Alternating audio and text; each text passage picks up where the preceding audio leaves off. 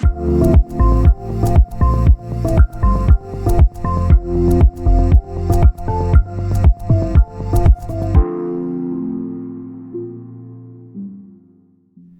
I'm Officer Knudsen, and in this video we're going to be talking about online reporting. Since launching our online reporting system several years ago, a lot of people have found it to be a quick way to report a crime, get a case number, and a copy of a report, all without having to call 911 or wait for an officer to contact you. Police officers already spend a large percentage of their shift writing reports, impounding evidence, and in a lot of situations, that's just part of modern policing. However, the ability for people to fill out an online report allows officers to stay out on the street where they can better respond to 911 calls and better serve the community. Of course, there are times when you shouldn't or won't be able to fill out an online report. For example, if there's a suspect involved with the crime, but we'll talk about that later in the tutorial. For those of you who have a specific question about the online reporting process, like how to enter property, which can be a little confusing and we do see a lot of mistakes, check out the video description below and click on the specific timestamp of the topic you want to watch. And with that, this is how you fill out an online report. To get to the online reporting, you can go to the City of Bellingham website, cob.org, click on Government, and then the Police tab. That'll take you to the Bellingham Police webpage, or of course you can do an internet search for Bellingham Police Department. That will also take you there. At the bottom, click on Reporting, and the top left, click on Online Reports. Before filling out an online report, let's look at when we do not want to use the online reporting option. If it's an emergency, of course, call 911. If this incident or crime that you want to report involves a suspect that is known, contact the Bellingham Police Department directly. If it occurred anywhere outside the city limits, to include I-5, you need to contact the appropriate law enforcement agency.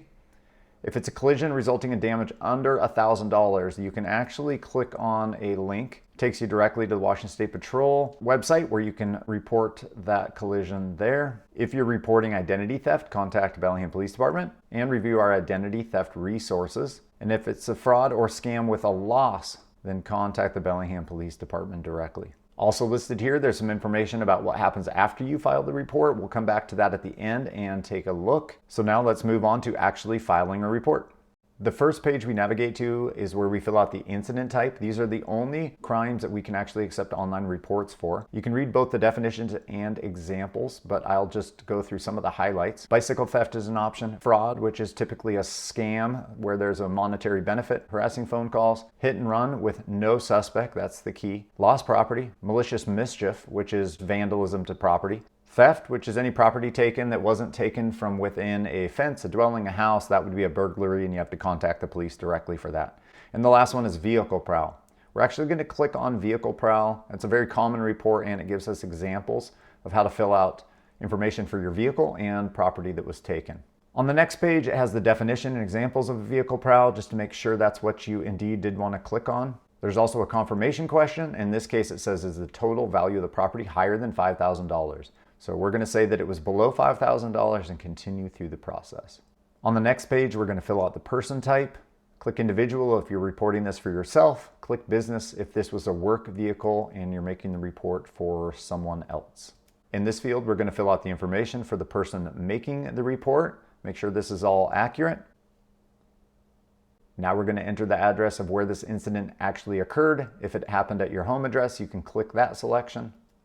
One thing to point out before we move on, and this is one of the most common mistakes we see, is people not getting the incident address correct. So when you enter the incident address, there's a specific box for the number of the address, and then the next box over will be the direction. So if it was on West Holly Street, that's where you would select the W. For street name, there's a drop-down box that has names of streets in Bellingham. So if you don't find the street name, it's because it's not within the city limits. Next, we have the street type, so lane, avenue, street, etc., and then apartment number. So it's very important that you fill this out correctly so that it syncs with our reporting system.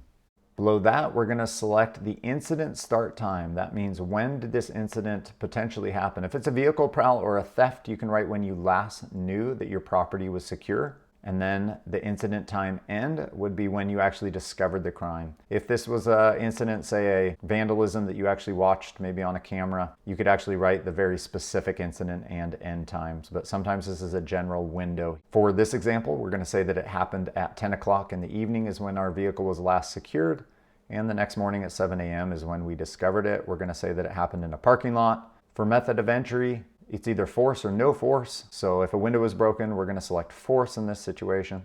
And then, was property stolen from the vehicle? We're going to say yes. Now we're going to fill out all the information for our vehicle. And this is much easier if you get the registration and just go through this process. You'll have everything you need to fill it out. For amount of damage, that is the damage that occurred during the vehicle prowl. So for our example, we'll just say the driver's side window was broken, and we'll estimate that at about $300. For vehicle description, you can just give a fairly generic description. If you have something very notable, like a sticker on the window or something that would set it apart, you can indicate that there as well. If you were reporting an incident where 2 or more vehicles were broken into, this is where you could make your selection, add vehicles, and go through the same process we just went through. We'll stay with just 1 vehicle at this time and move on to the next portion. Now we're going to enter information for any property that was stolen within the car. So think about 1 item at a time and give it the most appropriate labels and description you can. We're going to use an example that maybe a bike was inside the vehicle and that was taken. So we're going to go through that process. Brand, model, color, serial number is extremely important in the case of bikes, but also with tools or anything else that has a serial number. For property description, you can be somewhat generic, or you can write down any unique features of that item that was stolen. Next, we have the option to add in more property. Keep in mind, it's very important that each item be entered separately. One of the most common mistakes we see is people will enter an item such as a purse, a wallet, or a backpack, and in the property description for that item, they will list everything else that was taken. So in this example, a purse was stolen. That's going to be 1 item. Then we're going to go back to this field. We're going to add property. We're going to add a wallet, fill out all the appropriate information. We'll also add the driver's license. We'll add the 2 credit cards. And in the serial number section is where you write the number of the credit card. And then we'll add the keys. This is very important so that we not only know what was taken, but if any items are recovered, we can come back and edit the report. In our case, we're going to say that it was just the bike stolen from the vehicle prowl, and we're going to move on to the next field. Next, we have the narrative portion of the report. This is where you can provide us with a general summary of what happened. Last of all, you'll be able to review the report, go through all the information, make sure that it's accurate, and if it is, you can click on Submit to Report. Once your report is complete, you can view and print out a temporary copy for your records if you need. Once an officer actually reads and approves the report, a copy will be emailed to you with a PDF attachment. Lastly, if an officer reviews your case and finds that further investigation is needed, you may be contacted. If you have any questions about the online reporting process that we did not cover in this video, feel free to contact the Bellingham Police Department directly at 360-778-8800.